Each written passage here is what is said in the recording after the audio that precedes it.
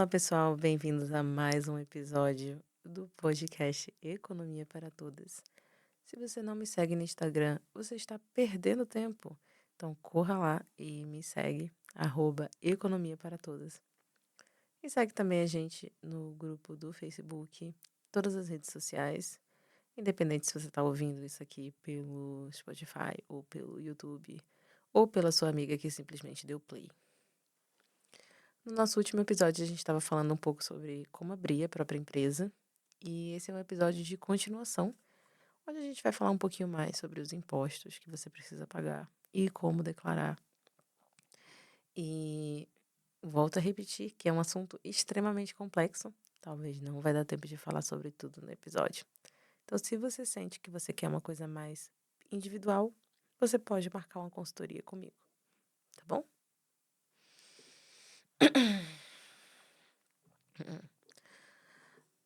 No nosso, no nosso último episódio, a gente falou um pouco sobre como abrir a empresa e vamos agora tratar do que acontece no dia a dia da empresa até o momento da declaração. Então, vamos supor que você abriu a sua empresa de coxinha. E mais uma vez estou usando o exemplo da coxinha porque eu quero que alguém abra uma empresa de coxinha, porque eu estou com vontade de comer coxinha. Mas vamos supor que você abriu a sua empresa e você precisa fazer a contabilidade da sua empresa. E- Mas, Mirella, contabilidade? Como assim? Para que serve isso? A contabilidade nada mais é do que o dia a dia da empresa, onde você registra tudo que entra e tudo que sai. Então, vamos supor que você vendeu um certo número de coxinhas esse mês, mas você também comprou frango ou todos os outros ingredientes da coxinha. Você também gastou dinheiro com transporte, você também gastou dinheiro com embalagem. Tudo isso precisa ser registrado, porque isso, no fim das contas, vai ser a base da sua declaração. Por quê? Aqui na Suécia, quando você tem uma empresa, você paga imposto em cima do lucro da empresa. Então, se você vendeu 10 mil e gastou 8 mil, o seu lucro é de 2.000 coroas. E é esse lucro que você vai pagar imposto em cima. Além disso, é muito importante também para você poder ter um controle da sua empresa. Então, não é só sobre sair comprando e vendendo sem ter um controle, né, do que está entrando e saindo. É muito importante você entender se realmente a sua empresa está funcionando, se você está recebendo o lucro que você acha que você ia receber. E também se realmente vale a pena manter aquele negócio ou não, né? Mas isso é uma decisão que só você pode tomar. E como é que você faz essa contabilidade? Não existe nenhuma lei que fale que você precisa fazer uma contabilidade num site específico. Você pode simplesmente fazer isso no papel ou num documento de Excel. Você escolhe o que funciona melhor para você. Se você quer uma coisa mais digitalizada, principalmente, por exemplo, se você vai passar fatura, existem empresas que oferecem esse tipo de serviço. E são empresas onde você precisa simplesmente colocar o quanto você ganhou, o quanto você gastou. Você pode até mesmo emitir a fatura por eles. E aí, no fim do ano, eles mandam apenas o resultado da sua empresa. Então, fica muito mais fácil de fazer a declaração. Mas a declaração, como é que ela é feita?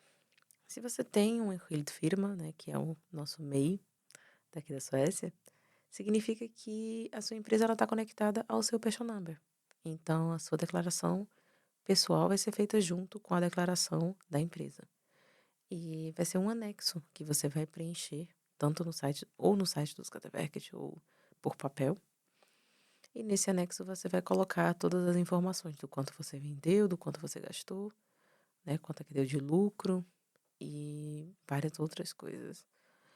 Se você tem um desses programas, você pode também pagar para ele fazer já a declaração prontinha para você. Ou, se você é como eu, que gosta de aprender as coisas, você pode fazer isso sozinha.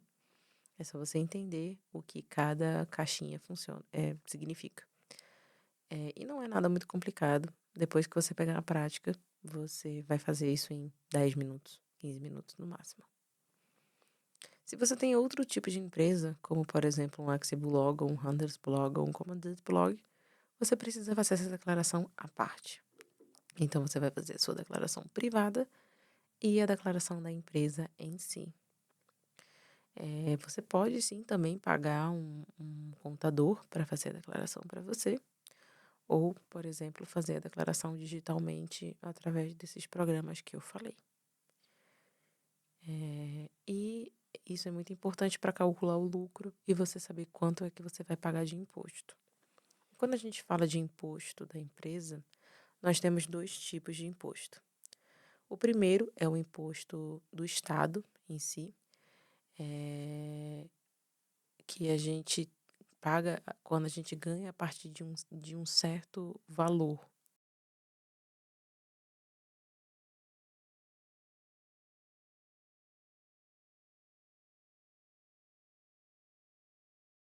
Quando a gente fala de imposto, nós temos dois tipos de imposto aqui na Suécia. O primeiro é o imposto municipal, e esse imposto ele é calculado através da comuna que você é registrada. Então, se você mora na comuna de Gotemburgo, vai ser um certo valor. E esse valor geralmente ele varia entre 27% e 34%, 35%. Então, vamos supor que na sua comuna o imposto seja 31%. Então, você vai calcular 31% em cima do lucro que você teve durante o ano. Então, se o seu lucro foi de. Então, se o seu lucro foi de 50 mil, você vai pagar imposto em cima desses 50 mil que você tirou de lucro. Além disso, a gente tem o imposto estadual, que é um imposto extra, caso você ganhe mais do que 44.800 por mês, no caso de lucro, estamos falando. Então, esse imposto, ele é 20% em cima de tudo que excede esse valor de 44.800. Então, se você está lucrando bem na sua empresa, ganhando mais do que 44.800, você vai pagar tanto o imposto municipal quanto também o imposto estadual em cima de tudo que excede esses 44.800. E é muito importante também entender que quando a gente tem quando a gente tem um firma, que é o nosso meio do Brasil, nós estamos tirando, né, um salário próprio para poder pagar as nossas contas. E isso precisa também ficar muito claro na hora da declaração da nossa empresa. Quando você tem uma empresa, tipo a firma, né, que é o MEI do Brasil, você não recebe um salário próprio, porque querendo ou não, a sua empresa ela é conectada ao seu Passion Number. Mas você pode sim fazer saques da sua empresa para você mesmo, né? Ou seja, tirando o dinheiro da sua parte jurídica para a sua parte pessoal, a sua parte o seu eu físico, né, por assim dizer. E esse tipo de saque, ele é contabilizado como saque de capital. Ele não é, você não paga imposto em cima dele. Ou seja, se você vai tirar um dinheiro do seu firma e você vai usar esse dinheiro para pagar suas contas pessoais, você não precisa pagar imposto mais uma vez em cima. Mas existe uma coisa chamada egenavgifter, que é um tipo de taxação que você pode pagar a mais para poder contribuir para os seus benefícios sociais, ou seja, caso você queira contribuir para a sua aposentadoria privada ou também para ter direito de receber seguro-desemprego ou seguro de doença, o subsídio de doença, caso você precise. E, além disso, nós temos o MOMS, que é o que a gente falou já no último episódio. E o MOMS ele pode ser 6, 12 ou 25%, e ele é calculado em cima do seu produto ou do seu serviço. Então, se você vai vender um pacote de coxinha e você precisa cobrar 200 coroas no mínimo para poder ter algum tipo de lucro, você precisa calcular então os 25% ou 12 ou 6% em cima desse produto. No caso da coxinha, a coxinha ela custa 200 coroas e o momos para comida na Suécia é 12%, então você calcularia 12% de 200 coroas. E como eu falei antes, você tem direito a receber momos de volta se você pagou mais momos relacionados à sua empresa do que você recebeu. Mas o normal é que você venda mais do que você gastou, então, no caso, você vai usar o que você gastou de momos para poder abater o valor que você vai pagar de volta para o Skatteverket. E outra coisa que eu gostaria de falar para vocês sobre é em relação aos benefícios. Então, você como empreendedora, você sim tem direito a benefícios sociais. Você tem direito ao VAB, que é o Vote of Born, quando a gente fica em casa com a criança. Você também tem direito, por exemplo, à aposentadoria.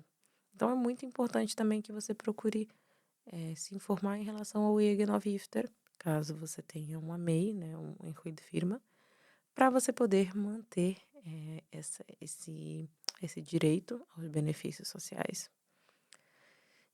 Principalmente também, por exemplo, caso você fique doente. E também é muito importante saber que nós temos algum tipo de segurança caso alguma coisa aconteça, caso você fique doente ou precise tomar conta da sua criança. Então é muito importante você continuar pagando o seu egenavgifter, se você tem um enquete firma, ou talvez fazendo saques pessoais, como pagando o seu próprio salário, caso você tenha um Aktiebolag ou algum outro tipo de empresa. Eu vejo com muita frequência clientes minhas que não tiram o próprio salário e aí acontece alguma coisa. Elas não têm aposentadoria, elas não fazem nenhum tipo de investimento, elas não têm direito ao seguro-desemprego ou ao subsídio de doença. Então é muito importante. Eu não vou me estender muito em relação aos pormenores. Como eu falei para vocês, é um assunto bem delicado, mas eu queria encerrar com duas coisas. Primeiro é que se você tem o interesse de abrir a sua empresa e acha que é muito complicado e prefere fazer as coisas no preto, né, que a gente diz no ilegal, pense muito bem quais são as consequências que isso pode trazer para você. Eu falo porque, infelizmente, algumas semanas atrás eu tive um caso de uma cliente que teve problemas muito sérios com os Skatteverket porque alguém denunciou ela. Então, essa minha cliente, ela estava fazendo o negócio dela, ela estava vendendo serviços e ela estava ilegal, no sentido de que ela não tinha registrado uma empresa. E isso deu muito problema para ela. Então, eu acho muito importante a gente lembrar que as regras existem por uma razão e que, infelizmente, nem todo mundo tem as boas intenções. Então, mesmo se você está fazendo algum tipo de negócio com as pessoas mais próximas, a gente nunca sabe quem pode contar para quem pode querer o seu mal, te denunciar, e isso pode te trazer um grande problema. Então, eu sempre recomendo fazer da maneira certa, nem que demore um pouquinho mais. Então, se você já está aqui, se você já tem o seu Passion Number, registre a sua Equilis firma, faz os seus serviços por ela e tá tudo bem. E, além disso, outra coisa importante é que se você, por exemplo, tem algum hobby e você quer ganhar dinheiro em cima desse hobby, ele não pode ser considerado um hobby verksamhet. A gente falou alguns episódios atrás sobre hobby verksamhet. E para uma coisa ser considerada hobby verksamhet, ela não pode ter nenhum fim lucrativo. E qual é a vantagem do hobby verksamhet? É que você não paga imposto. Você pode ganhar o que seja, não tem um limite, mas você não paga imposto em cima disso. Só que para isso você precisa não ter nenhum fim lucrativo. Ou seja, se você quer vender produtos ou serviços sem lucro, você está vendendo apenas pelo gasto que você tem, isso pode sim ser considerado um hobby verksamhet. Mas, volto a repetir, você não pode ter nenhum tipo de lucro em cima dele, tá bom? E esse foi mais um episódio da E esse foi mais um episódio do nosso podcast. A gente falou um pouco sobre abrir empresa na Suécia. E a gente vai continuar também falando mais sobre empreendedorismo para você que tem esse interesse de abrir sua própria empresa. Então, se você tem alguma dúvida, se você tem alguma pergunta, manda essa pergunta para mim. Pode ser por e-mail, pode ser por WhatsApp, pode ser no Instagram. E aproveita e me segue. E além disso, também, se você tem algum tipo de relato, alguma coisa que você queira contar, alguma coisa que aconteceu com você, você pode contar pra gente. Você vai permanecer anônima. E é como eu falei pra vocês, é uma maneira da gente se conectar e compartilhar experiências. Eu vou ficando por aqui e até a próxima. Um beijo.